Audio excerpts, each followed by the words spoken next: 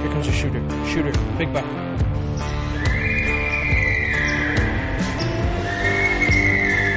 Stag, stag, stag.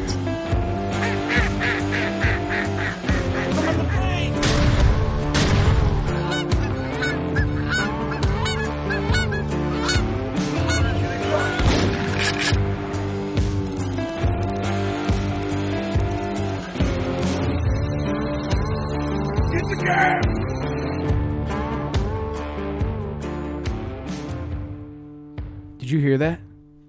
Again? Again. Another gobble? Another one. And another one. That's like the 400th one. The 400th one.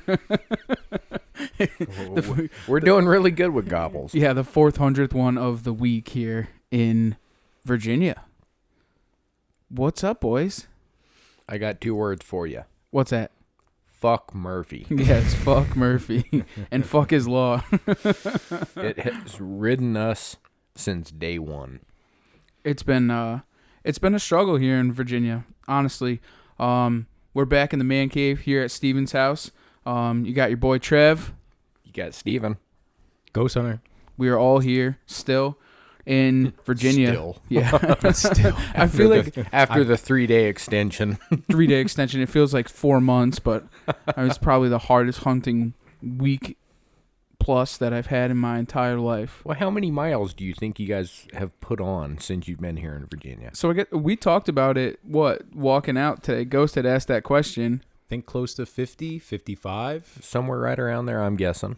Yeah, it was one of those times where you put your head down and then you just look up and you went 4 miles. And you're covered in sweat, and I mean we're losing a lot of weight, and it's gnarly. These mountains really make you work, but by now, walking in on day 5, I was feeling good. Oh yeah, like my legs are feeling strong. I'm not huffing and puffing anymore. It's well, then we've lightened our gear load by half since day one. That is true.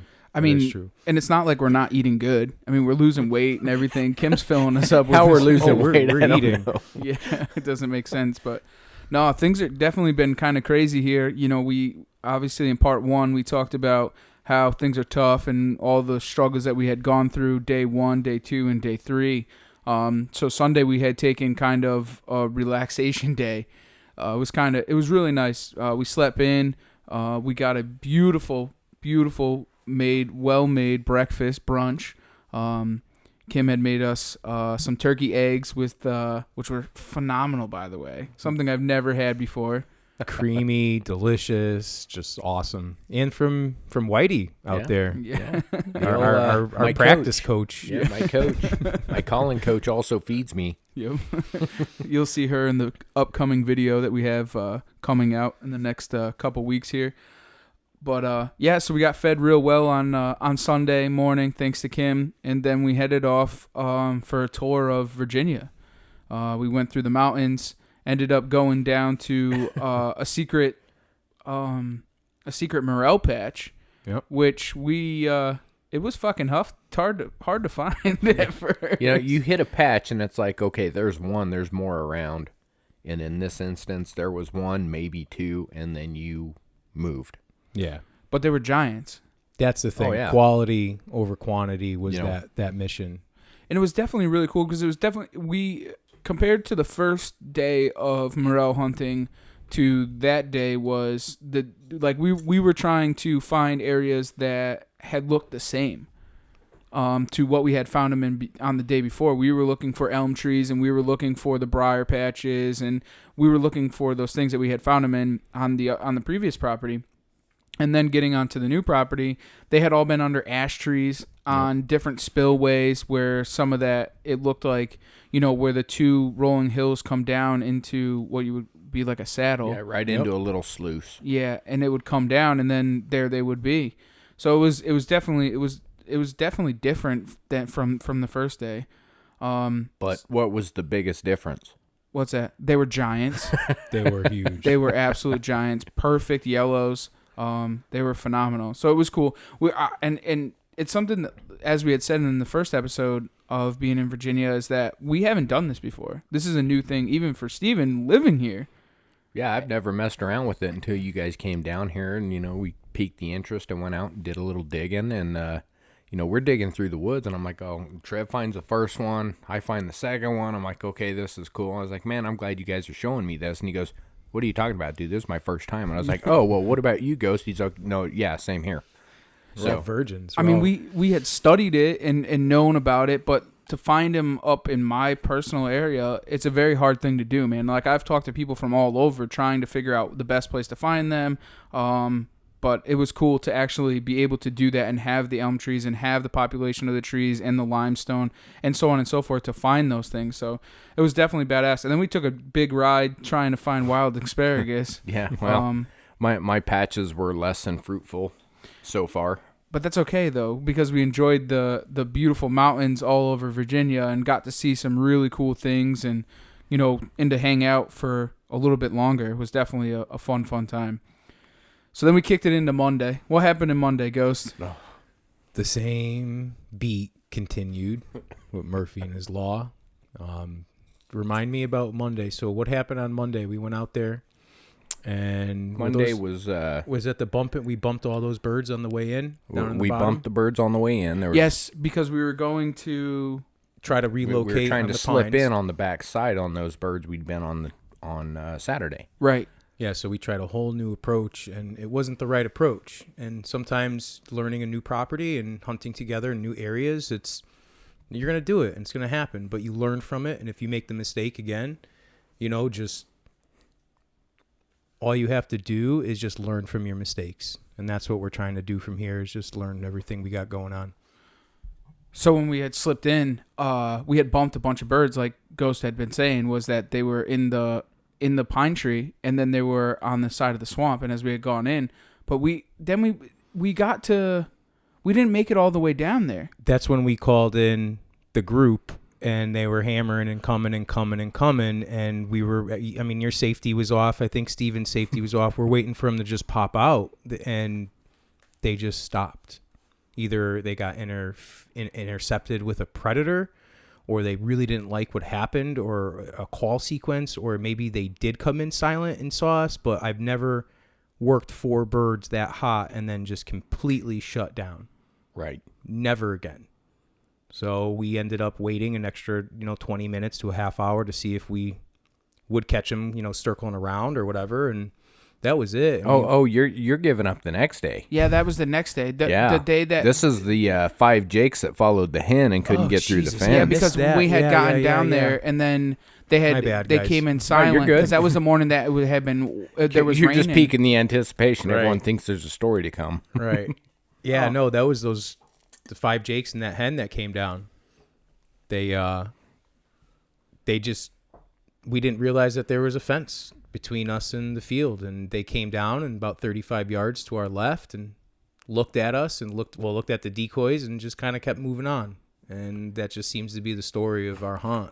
They wanted in real bad, but we didn't realize when it was dark. They came back and forth 3 or 4 times. Running back and forth, and then the hen started going, and it was just... They said, you're too much work. We're out of here. Just another hunt to tally off our list that was almost there. Like, we saw them coming in, everyone's settling in, waiting to hear guns go off, and they just never committed fully. That instance, there was a fence, but you learn. And then we ended up moving forward and going across the swamp to the other big field because there was a bird hammering on that side.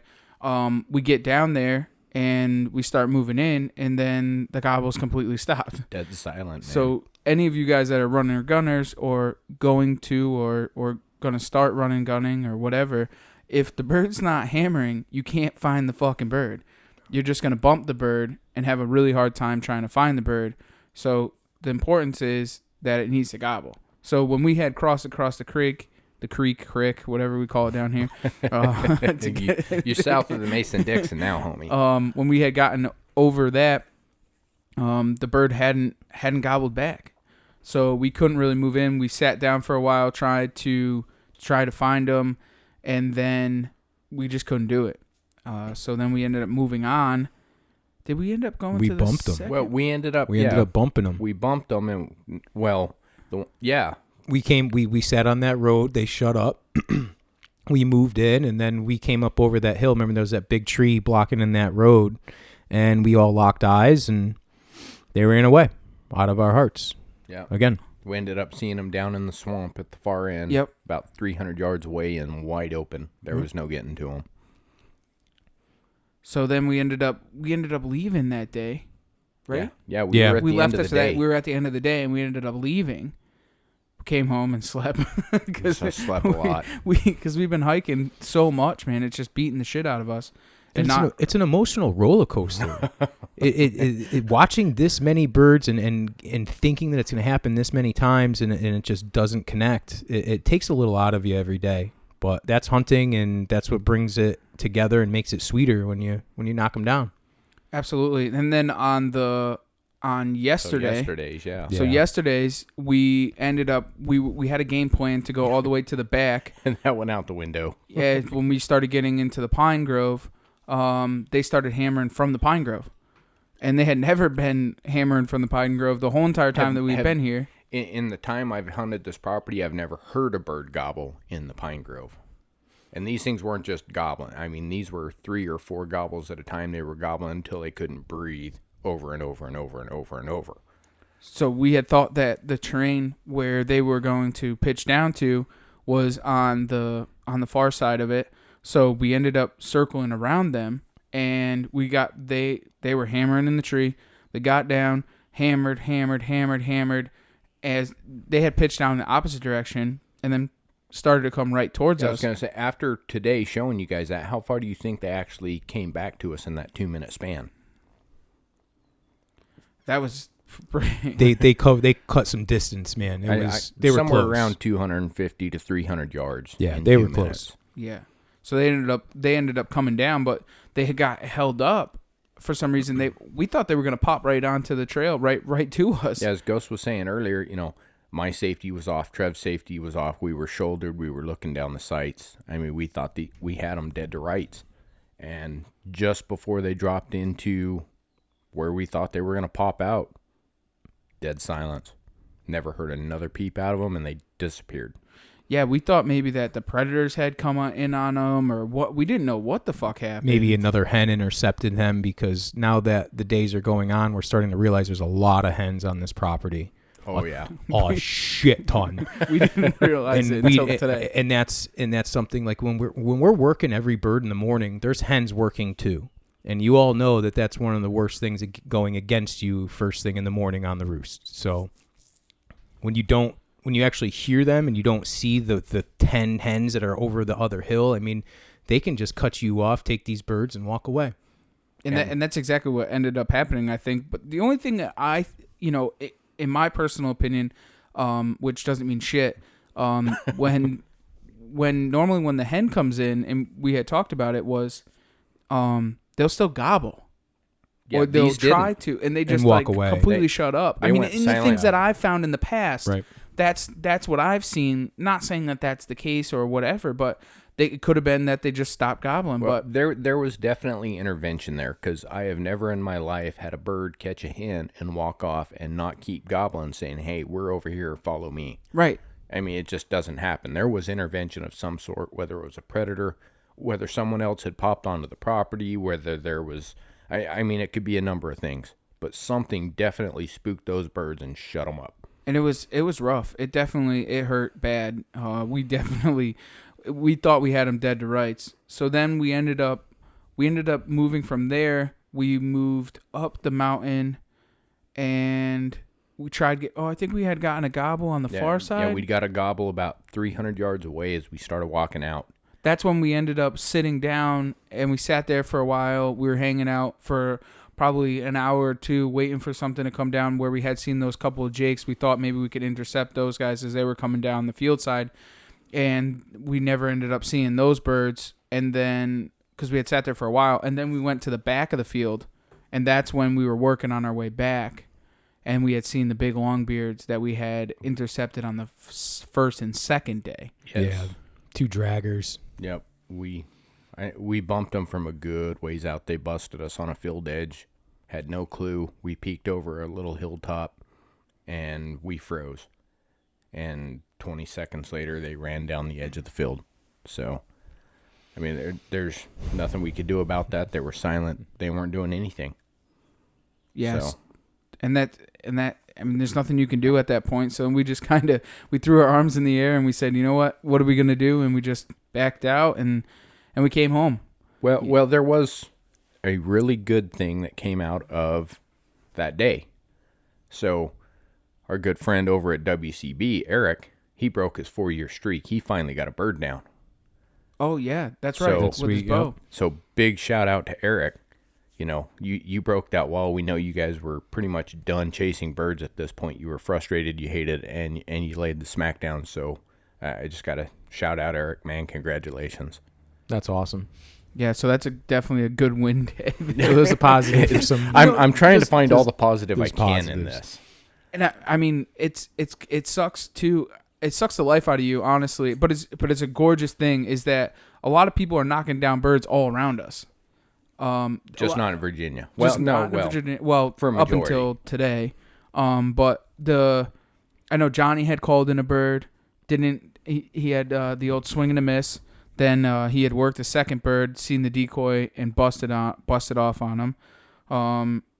And we've heard from other people around the country that are having a little bit of a tough time at this point right now. Yeah. Also, when it comes to birds, but a lot of guys are knocking down birds also. Oh yeah. You know, and so it's kind of a win-lose draw here. You know, some guys are doing good and some guys aren't. You know, and it's tough because I know back home right now, the birds have been hammering, and now they're seeing that they're starting to hen up also like they are here, Right. and they're having a little bit tougher of a time.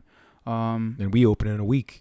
Yeah, we still have a week when we get home. So what the fuck's gonna happen when we get home? You guys are gonna it's go like home just to going exactly what out you're of our dealing with mind. now. dude, and it's, you know, like right now we're stir crazy because we're having a tough time here, and then hearing all the good things that are happening back home, which our season's not open. The junior hunting is, and they're just knocking down birds left and right at this point. They had actually, good friend Seth had taken out a junior today, and was able to work a bird, but had two gobbling. One gets henned up, and then was able to work the other one by 10 o'clock and was able to kill the bird.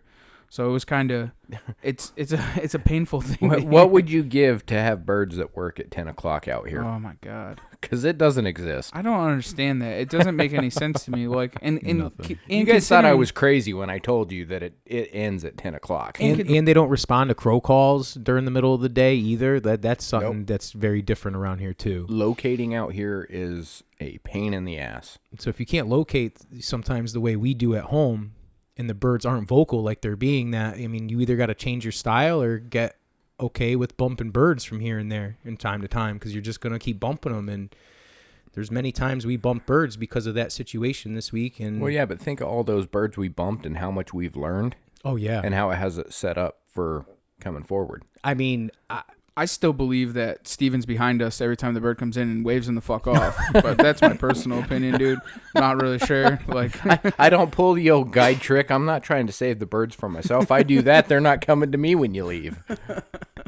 no, it's just it's funny how it works, man. And it is what it is. And like you guys are saying, is that the learning experience is something else. You know what I'm saying? And learning and going through the struggles, and we're learning one another with hunting with one another and filming, and you know, all those things are a very tough thing because we are all successful turkey hunters in ourselves. You know what I'm saying? But we've never put all three of us in the same blind doing the same thing And adding with a in camera. 3 or 4 cameras. Right. Exactly. So it's definitely a tough thing, man, and it's been a trip of a lifetime and a learning experience next to none. Well, out of everything we learned coming up to today, walk us through today.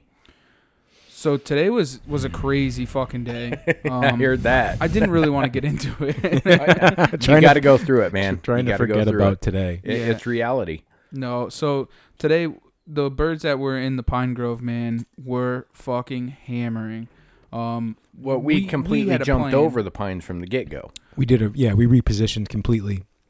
Yeah, so we wanted to head back to the two birds that we ended up bumping and the ones that we had been chasing for the first and second day. So we headed back there. It's about 2-mile hike in, and so we started our trek real early in the morning. We decided we got back there, but we got halfway up, and Hens just start flying everywhere. Well, no, we sat there for a fucking good half Yeah, it hour, was a good half hour. Right. if not more. I mean, this Waiting is on how, the sun to come up, waiting on birds to get going. and I mean, that's how dark it was when we had gotten in Now, there. here's the crazy thing is, when we walked up there, what was the first thing we all did is started looking around the trees, because I have warned you guys how many times that the birds roost there. I looked over every limb I could possibly see, and I thought we were in the clear. And that wasn't the case. So when it started to get gray out, and we were fine, and then we moved. Like we started talking to each other, trying to figure out a game plan, and one hen comes out of the fucking tree. We're like, fuck. Now we're all like looking up in the trees, and we're standing there. There goes two more out of the trees. I'm like, what the fuck? So then right before they had flown, there was a gobble down the first below. bird Right. gobbled in the pines. In the pines. And all the hens start pitching down to there. So, Right you to know, 'em. right to them. So that's just, on top of bumping these birds and kicking them out of their roost. Now they're just flying straight down to all these gobblers. So, needless to say, it wasn't the best feeling. But hey, we kept going, and what happened? Yeah, no, I mean, so then we start walking, and we're like, well, if we're gonna do it, fuck it. If we're not gonna go all the way to the back, we need to go down and try and get on those birds. And we know where they roost, anyways. Hearing them from there, we know the area that they're normally in. So we're like, if we're gonna do it now, it's now or never. So we ended up working our way down there, got set up, and these things just start fucking hammering. You don't hear birds go off the way these two birds go off, which I still think there was 4. I honestly think there was 4. I do too. I just think we only had 2. I think 2 broke, or maybe there was 3. I think they may have had 2 younger ones with them that held back. Only 2 gobbling that amount of times. It was very mind blowing. I mean, you'll hear the footage on the video when we release it, but it's yeah. But the best part of the situation is like our favor was starting to work, and our luck and like Murphy's Law was all coming together, because a hen behind us and up on the ridge a little bit starts calling, and Trevor's calling, and it's just, we're in the middle. It's a symbiotic relationship. Everything was working together. Like, we're in the middle. We're set up. We're all confident. We're all ready. I mean, we've been just getting the shit kicked out of us for 5 days, so you could just feel the adrenaline starting to pick up, and I see 2 strutters and white heads, 55 yards, and the way they just bend in this road, I'm literally waiting to hear the gun go off, and I lost sight of him because there's a little tree in front of me, and I'm just looking at Trev, and I'm kind of looking at the where the birds were, and they stop gobbling, and I start looking up a little further, and they let their strut down and walked away. Gobbled a couple more times. I don't know what happened. Our verdict right now is maybe that the decoys, they saw the decoy. They didn't and like the set. I mean, and we dropped the Jake like we said from the first time a couple hunts ago. They didn't like it. But I thought my buddy and I actually thought Steven and them were going to shoot, because they both had better angles than I did. And when you're sitting there and you're just waiting for the gun to go off and your heart's pounding, and then you just watch them walk away again. But I would say that was our close encounter. Yeah, and so when they had come up, I mean, they had been hammering, and I didn't see them. There was a big pine tree in my way, and we were waiting for him to come around the corner. The decoys were about, 15 yards off of me, and so I'm waiting for him to come around the corner. There's one big pine tree right on the corner, which would turn it onto an S, and they're fucking hammering, and I'm like, just clear it. Finally, they clear, and I could see his big beaten fucking white head, but at that point, he's now turning around. So I had a split second, and then he's behind the tree again, and I'm like, fuck. See, at this point, I had no clue they didn't have a clear shot. I'm running the cameras, and I'm like, all right, you guys can reach out there and poke these things. And we were going to. But we were ready. I was ready to hear a gun go off. I was going to pop Double up, up. shoot I'm the looking other at one. the camera lens on the left, looking at the camera lens on the right, looking at the camera lens in the center. I was like, all right, okay. And I look up, and I can see the birds clear as day. I'm going, are we going to do anything? And they walked off. Well, it looked like they were going to cut, so I repositioned because I had one Hail Mary shot, but they didn't go there, so it didn't happen. And we got done. We all got together, had a little huddle, and they're like, no, we didn't have the view. We didn't have the angle. We couldn't see them. And then I started kicking myself in the ass. I was like, I could have laid the bird down, but I was waiting on them. You know, you guys paid money to come down to Virginia and put a hunt on. Nah, I wanted It's you not guys about to that. stop that No, shit. no, We I need dead Stop shit. I that wanted shit. you guys to lay a bird down. Yeah, we need dead shit on the ground. We need to fuel that drive and that fire. It was just crazy because like they were fucking mature birds, man. They had a Beautiful. good set on them. You know, You'll see 'em in the video. It sucks. It definitely was a tough feeling. The camera had the best angle in the house. Yeah, and I wish I was a little bit closer, but I decided to pick a big tree, and it just You know what's crazy too is all three of us saw those birds and had somewhat of a shot At some at point. all separate times. Yep. And that's and we're not far from each other either, but you can't you all know when a turkey's in range, you can't move, you can't try to communicate with someone 10 feet from you. It's just not going to happen. Yeah. So it was just tough, man. And to watch another set of birds walk away or not come into range or do what they were supposed to. And all of this, man, day 2, the birds just they came in and then walked away. They were in range and then just couldn't get the shot. It was just that one step. It needed one more step to do it. You know, it's like that big buck that's behind that tree, and then the motherfucker turns around behind the tree and just walks away and never comes out, and you stand there in like total awe, like what the fuck just happened? And that's what happened to us, and it's what's been consistent. I'm not gonna lie, dude. When them things turned and walked, and there was no boom, my heart fell out of my ass. It dropped. It was.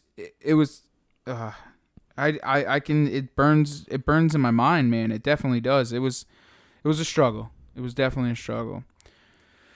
So, and then the other fucking hen behind us ended up meeting up with another fucking rooster. Right. I mean, another gobbler. Another gobbler. It's like, Jesus Christ, man. Can we get a fucking break here? You know, and then nothing. Like Steven was saying, this fucking property, they come down, they meet up with their shit, and then they fucking shut up, dude. We couldn't get a gobble for the rest of the day. Oh, we're here from there. Yeah, well, Yeah, exactly. From there. And then we ended up going with the original plan. Back up to those 2 birds, and we made our way all the way up to the top. Bird gobbled twice.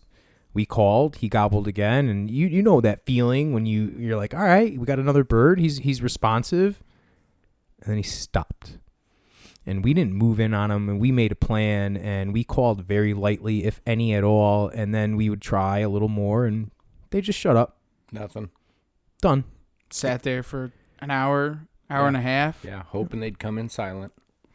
So then we had made the pact to just go and pick more morels and just which is turn fucking exciting, by the way. Yeah. That's like it could get your heart going just as much. But for you guys that don't pick or don't have the chance to pick morels or whatever the case may be, maybe it's just us that lives in liberal fucking America, up in Corona fucking infection area.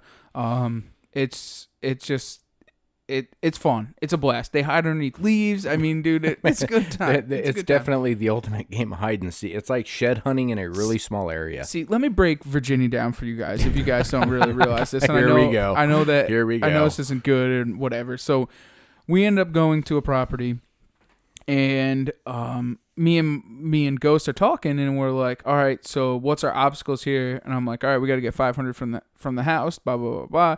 Steven's like, not around here. And I said, bro, you're fucking lying. He goes, no, seriously, you don't have to be 500. That's only in the township. And I'm like, all right, this isn't fucking cool. I said, no, this is weird. What do you mean you can't get 500 feet? So I guess in Virginia, you can do just about anything that you want, and it's legal. Anything except for shoot at a church on Sunday. You can't be you within do 200 it yards. Monday through Friday. Saturday only until noon, but not on Sunday.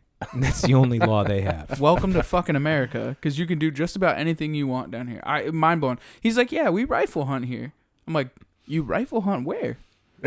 You don't rifle hunt here. Yeah. We rifle hunt. You can discharge a firearm within 500 feet of a building. And then I'm like, I feel weird walking in the woods. Like, get out of the truck. They were freaking out because we were zeroing and patterning shotguns 100, not even 150 yards behind my house. Yeah. It's weird, man. And then Steven's like, yeah, people shoot all the time. Boom, boom. You fucking hear them all over the place. You're like, wow, this place is America. This is where, welcome to Dixie, bro. Because we're south of the Mason-Dixon, man. We support it. You can do just about anything you want down here. So it's just crazy. You have morels The turkeys don't cooperate, but that's besides the point. You can shoot at anything but a church. I mean, it's incredible. Just on Sunday. Yeah. Only, you gotta be only on Sunday. You can't shoot it on. Sorry. Yeah, you can't be within 200 feet with a loaded firearm of a church. And if that's not American, and I don't Trev know what didn't is. believe me as I was telling him this. So It's not that yesterday, I didn't believe you, but I needed the written permission. you came in yesterday and you pulled up the regulations and you read those regs for an hour. I don't know how. There's only fucking 3 sentences in the whole entire regulation book, dude. Ours is like 18 pages in Connecticut. It's thicker than the fucking dictionary. And it's all up to interpretation. There's no interpretation here. It's pretty much says you can do whatever the fuck you want. Don't shoot at a church. I mean, I don't understand. I don't know. It's just, it's a place to be, man. And I could only imagine when you go more south and more southwest. It just mind blowing. Mind blowing.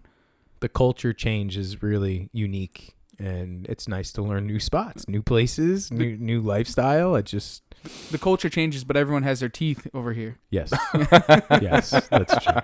I'm just kidding. Well, when we hear Sorry. gunshots at home, but it's just people shooting people. So it's just you call the cops on that because it's a 187 This is 187 on a motherfucking out here. which you know what I do You hear here? gunshots, you're like, I mean, we're picking morels, and there's a gun. I mean, guys are down there ripping off, 700, 800 rounds. all day. And they're looking at me. I was like, no, you're good. If you don't hear ting, steel on target, they're not shooting this way. You're good. It's crazy, dude. And to get all the morels too, we got like fucking 3 dozen morels today. Yeah, you crushed it. I mean, we For everyone Steven and I picked hang up, in you got there. 10. Yeah, we hang in there, but you're on a war path, and I know when Trev's on fire because he's a big dude, and I could see him everywhere in the woods, and I hear that knife click, and then he disappears. And then he pops up with this shit-eating grin on his face, and I'm like, oh, he's in it. We have an old joke among some of the guys down here in Virginia. You have hunters and you have gatherers, those who kill and those who find everything in the woods. And hunt, or Trev does a little bit of both. He hunts, but this dude is a gatherer if there ever was one.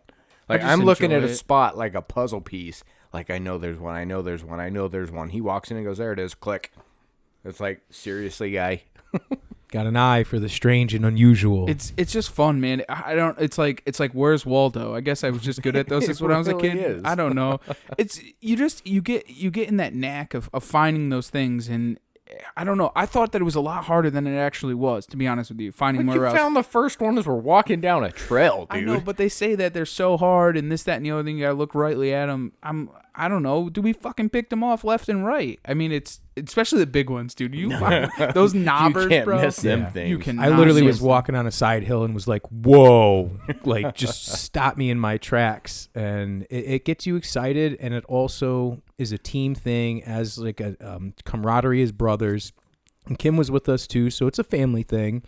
And it gets your mind off the birds.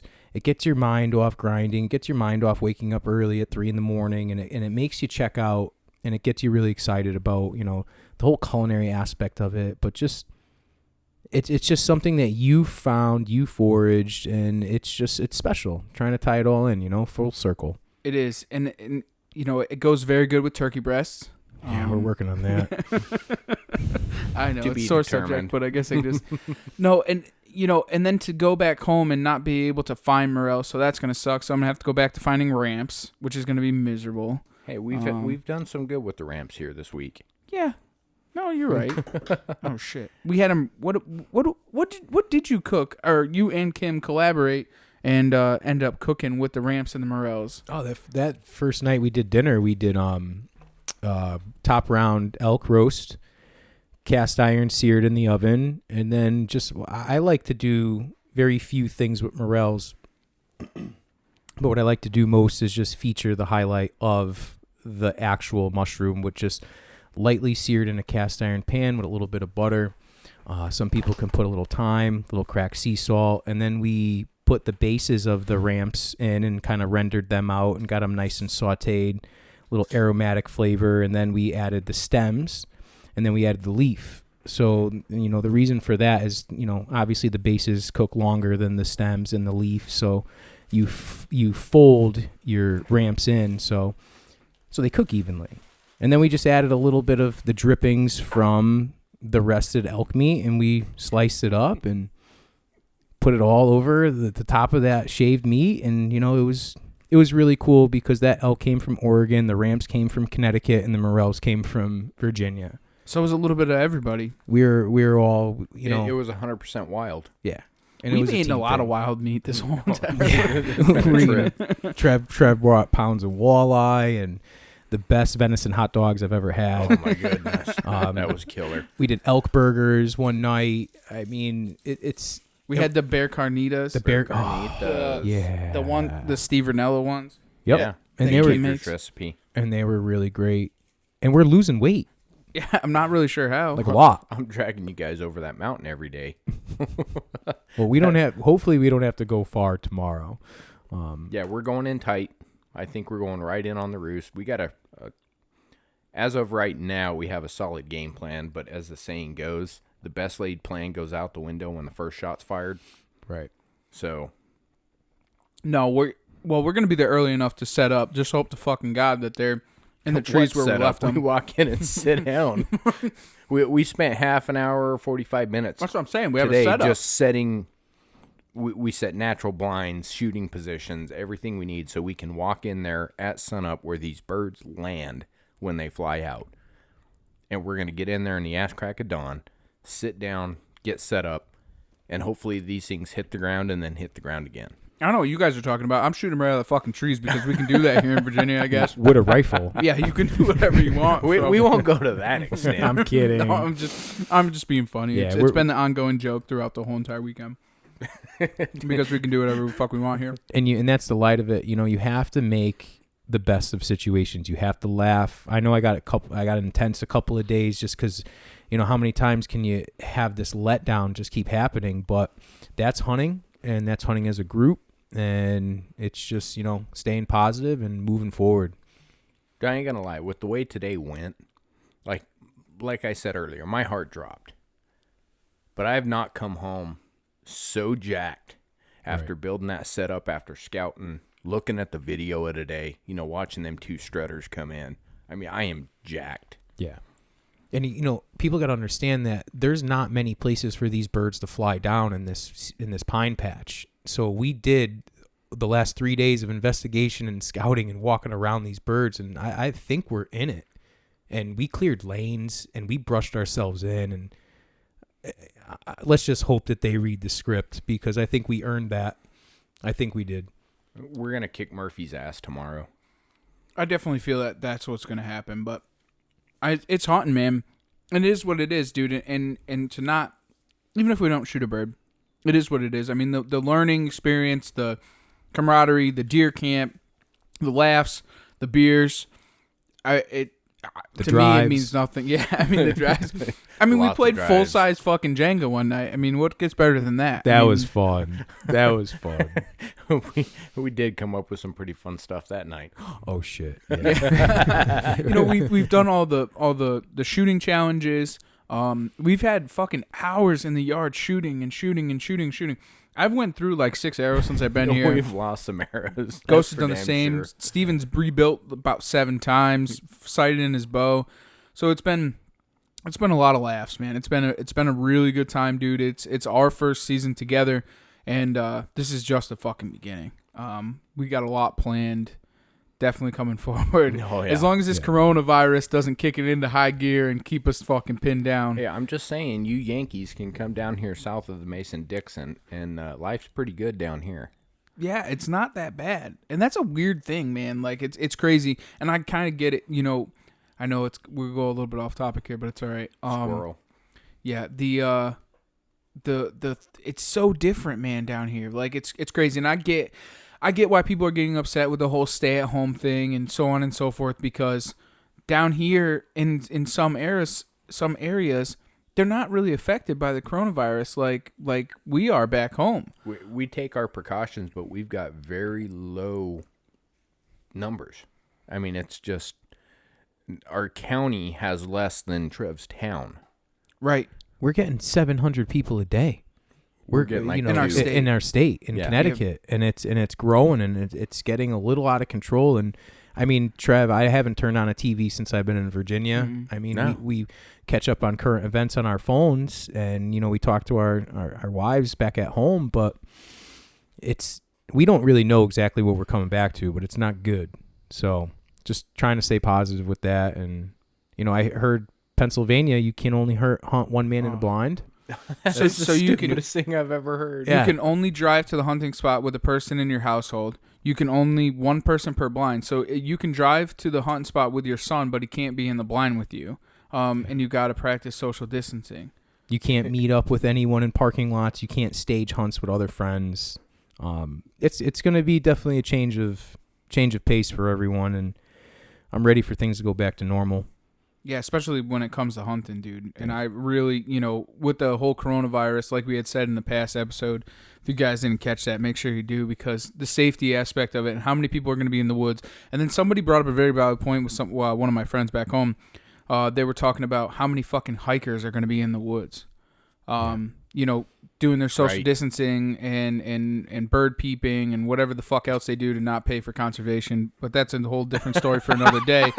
But they're going to be in the woods also, guys. So just keep in mind what's going on in your natural surroundings, and just think of other people that are going to be in the woods.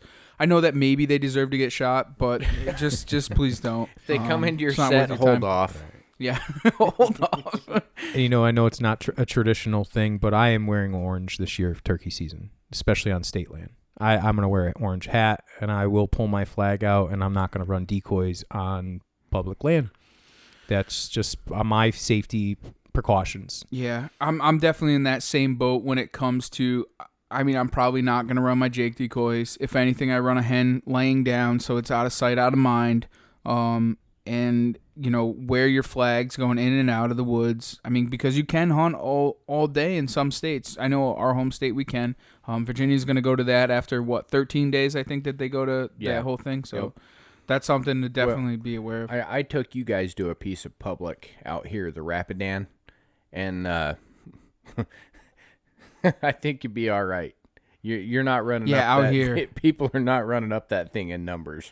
It's crazy. It's crazy what they actually give you for public land here, because like the fucking mountains, it's the mountains. It's not huntable. They basically give you the piece of property. They look at it and go, well, we can't do anything with it. Let's make it public land. No one could do anything with it. I don't even know how animals can live on that, but they do it to us too in Connecticut. There's our big parcels, but then we have the little ones that are locked in by houses. Right. And they make it very tough, and they say you can't hunt within the 500 feet here, you can't hunt in 500 feet there. So a lot of times it's archery hunting, but it's just crazy. It's just nuts. And I'm looking forward to the turkey season. This is just the start. This is just the beginning. Our season's not even open yet. Nope. And the things that I've learned already this season are probably tenfold of what I'm going to learn for the rest of the season. Hey, you're prepared to take these henned up toms and go after them. Now you know some of the tricks, some of the things we learned, and implement them up there. Do you know what the difference is? I know I can get a bird to gobble after 10 o'clock back home, and with a crow call too, Don't and a rub it locator in. call. So and that's the great thing about it is because you can work these birds and know their position without even calling at them, and that doesn't exist here. You can't do that angle. So it definitely makes things tough, especially in the running gunning world. Oh yeah. And I don't know how much running and gunning I'm gonna do. If we sat stationary in blinds in one spot or two strut locations, we would have shot birds, but that's not our style. And we did a little bit of that. We adapted. We tried. We tried. We adapt. We tried to adapt. We couldn't bring ourselves to hold up to that. Yeah. And it's just our personal preference, and it is what it is, man. You know what we Sacrifice. learned? We saw birds, some mature birds. It's not over yet. No, I'm not. not Listen. over. You know, it's Tomorrow's not gonna be over until hot. it's over, and I'm really excited. I think that as long as they are where they need to be, we will see these birds again. It's not over yet. We're gonna pull on some of that last day luck. Yeah. And we got a plan, a solid plan. And if the birds read script, then don't knock on wood over there. It's gonna happen. It's gonna happen. I feel good. I'm looking forward to it. I think it's well deserved. I think that the turkey gods have looked down upon us and said, listen, you guys went into this a little bit gung-ho, and you need a little slice of fucking humble pie and a little bit of Murphy's Law, and things are definitely going to turn around. I know they are. They have to. I really do. It's gonna be something else. I'm really excited. And then turkey season after that is gonna be a fucking slam.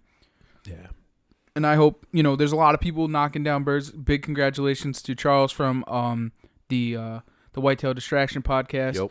Yep. Stephanie from Tattooed in the Wild knocked one down. Little Debbie. And what? Dallas and his daughter doubled up. Dallas and his daughter doubled up. Grace Lundy, Sean's daughter, knocked one down. Yep. I mean, there are people laying birds down, and we're proud of you guys, and congratulations. And if you knock a bird down, tag us in it. We want to see it, man. We want to see all of your success kills, your grips, your grins. We want to see them. Tag us in it. We definitely want to be able to congratulate you. So don't be afraid to tag us in your stuff or ask questions. In your struggles, if you're going through your season or whatever, get a hold of Ghost Hunter, get a hold of Steven, get a hold of myself. I know we suck and we're horrible at it, but we definitely we have some seasons. We have some seasons under our belt and know a little bit about killing turkeys. It might not sound it throughout the podcast. You guys might not know us, but we have a little taste of what the fuck goes on in the turkey woods. We've been through the good, we've been through the bad. We're going through a lot of the bad, but you know what?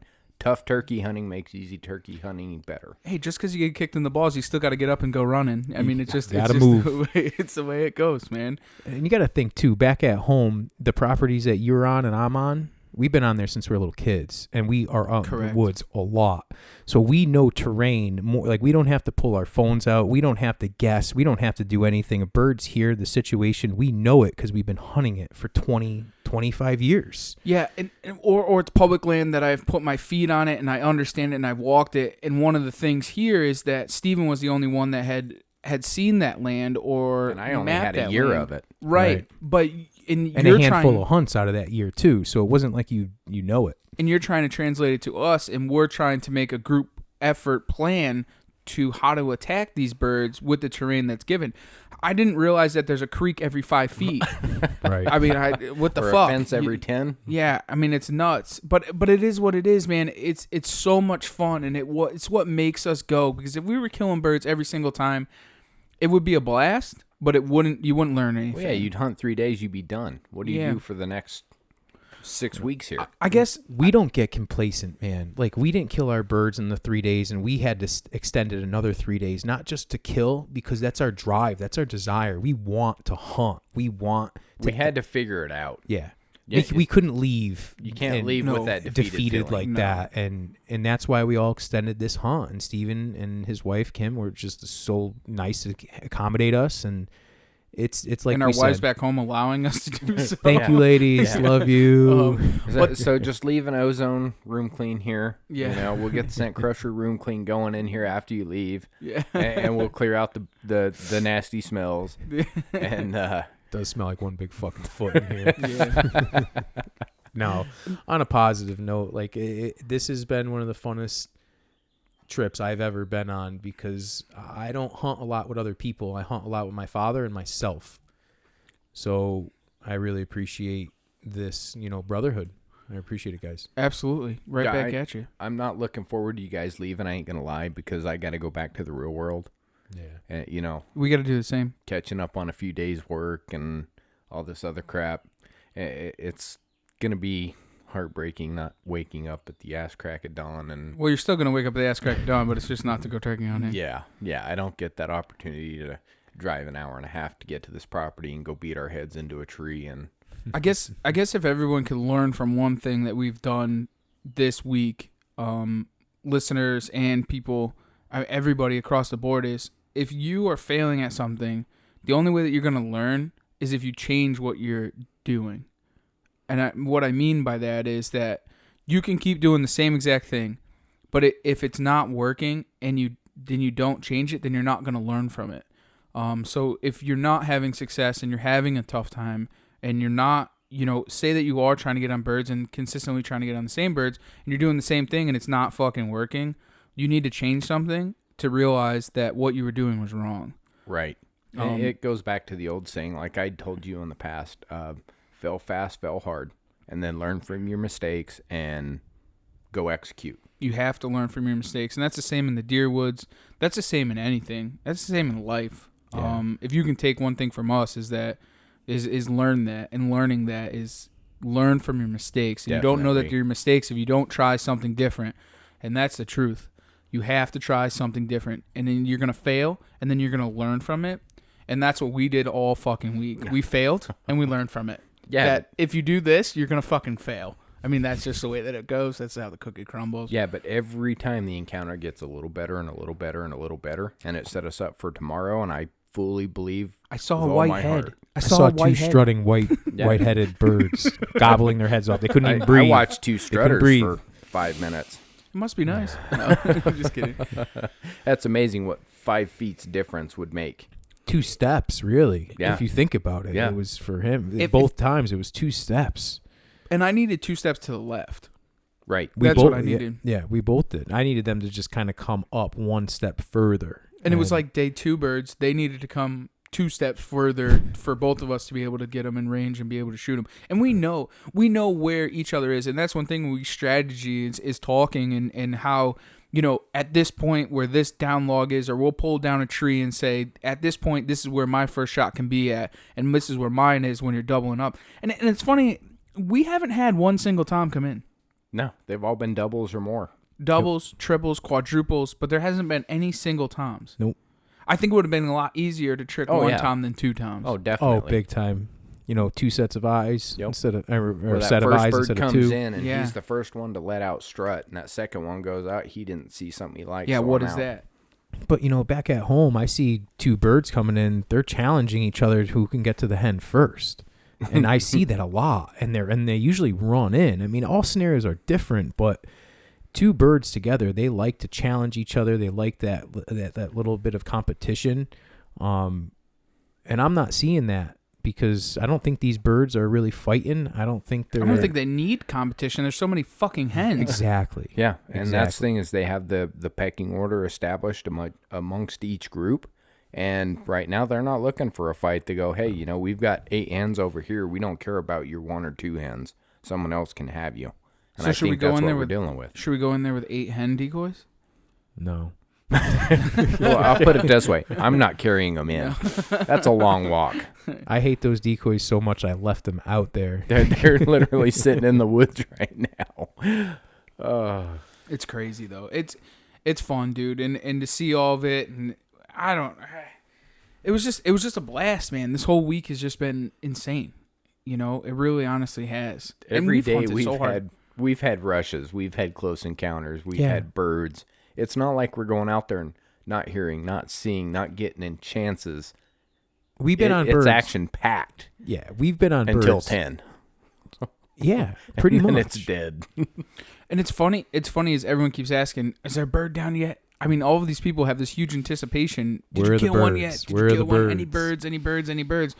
Listen, I know you guys are putting on a lot of pressure on us, but fucking relax, okay? The fucking birds will die when they die, okay? Just leave us alone. No, just kidding. When you throw a camera and 3 just guys playing. into the mix, it is tough. Man, it is tough because, you know, if it's not in the frame, you guys are looking at me and I'm giving you a yes or no. And then I'm looking at you guys and you're giving me a no or yes. And until the stars align and you get yes across the board, you can't take a shot. No. No. And there was about two shots this week that I know we could have each sent. Oh, and, yeah. and put at least 1 or 2 down. But that's not the name of the game we're playing right now. So It is what it is. We're taking the hardest tough, hunting yeah. and trying to make it even harder. And just think, once you guys leave, I go back to the bow. When you guys get up there, you guys are going to be on a lot of bow. Yeah. oh yeah. Yeah, And I'm no, going I'm gonna shoot a bird in the face just to get the aggression out. Just to And- roll. Yeah, just to roll and Just smash a beak, get it out of your system. Yep. And I'm going to make it even harder. I'm going out with the fucking recurve. So I'm not really that'd be fun. Well, no one called you smart. Yeah. Well, I'm going to roll one. We have 5. So I'm going to try and roll one, maybe 2, maybe 3, maybe 4, and then I'm going to shoot one with the recurve. So I'm going to try and make it I'm harder. all for it, man. It's a hell of a goal. It really is. I don't know if I'll be able to do it, but No, we'll see. We'll bullshit. see We what watched happens. last year. We'll see what happens. Maybe, maybe not. I don't know. I lost that property, so we'll see. We all lost a lot of properties, Especially with this going on too. Yeah. You know, with this going on back at home, a lot of the CLMP properties, the power company properties, they're not open to regular office, so they're not signing permits for hundreds of hunters, and myself and Trevor included, and that does hit home. So, you know, you got to just keep looking for new spots and just staying positive and just try to make it happen. You know, speaking of making it happen, you know who makes it happen the most here? Who makes that happen? Nor'easter Game Calls. They sure do. Well, he gets them in close, but we can't seal the deal. We need a little bit more sweet love in them. But no, big thanks to Mark at Nor'easter Game Calls with the giveaway. We have another giveaway coming tomorrow, Wednesday. We've given away the Little Mother Clucker, and thanks to Mike Salter on the win for that one. Congratulations, and thanks for everybody else who has joined in on that one. Also, like to thank Broadside Camo at broadsidecamo.com. And big congratulations to Scott. He knocked down his first bird, Huge. and he kind of screwed himself for the rest of his turkey career Yeah. because it was a beautiful bird, double-bearded bird. Both beards were thick and long, nice spurs. He's going to have a hard time ever living up to that again. That's the truth. So check them out and use the promo code Outdoor Drive on that one. Spend $45 and you get something for free. So, and with the deer hunting season coming and you guys all getting your stimulus fucking checks, make sure that you go and you get your Versa Light and your Sender Series for the guys that are up in the air. Also, big thank you to Wicked Twisted Bowstrings, Jill at Trader Jan's, Wicked and Twisted Bowstrings. Get Jillified and get yourself some Wicked and Twisted Bowstrings. She's doing a promo code right now. It's free ship, capital F, capital R, capital E, capital E, capital S, capital H, capital I, capital all P. capital, Oh, thank free you. ship. Yep. So use that and you get free shipping. You can check her out at wickedtwistedbowstrings.com. Also, big thanks to Death Wish Coffee. Check them out, deathwishcoffee.com. You have kept us rolling this week. Yes, Thank you. Fueled by fucking death. That's about what we felt like a few days. Yeah, death. Feel your turkey fire. Yeah, that's what it is. Fuel your turkey fire. The world's strongest coffee. Check them out.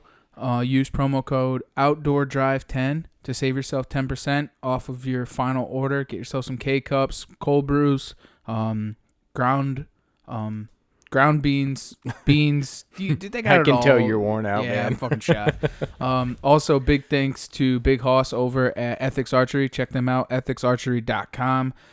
Also, promo code for that one is Outdoor Drive 10. And we put them things to the ringer this week. Yeah, we shot some shit with them. I'll just put it this way: stock versus some of the ethics. What did you shoot that we didn't have to worry because you shot an Ethics? Oh, You what hit was something. that? Oh, it was the I hit the T-post. Oh, that's right. I hit a T-post holding the bag out at 60 yards. and I was like, and it oh, hit- you got Ethics. Yeah, everyone's like, "Oh, you smash your arrow," and no, I walked out, picked up the arrow, changed out the tip, and kept shooting. I wish that I had Ethics on my target shit because if all the things I shot, I probably wouldn't have ruined anything. And you probably would have went through the golf ball. Yeah, Just pile drive you would have straight broke the through. arrow or Yeah. the golf ball instead of the arrow.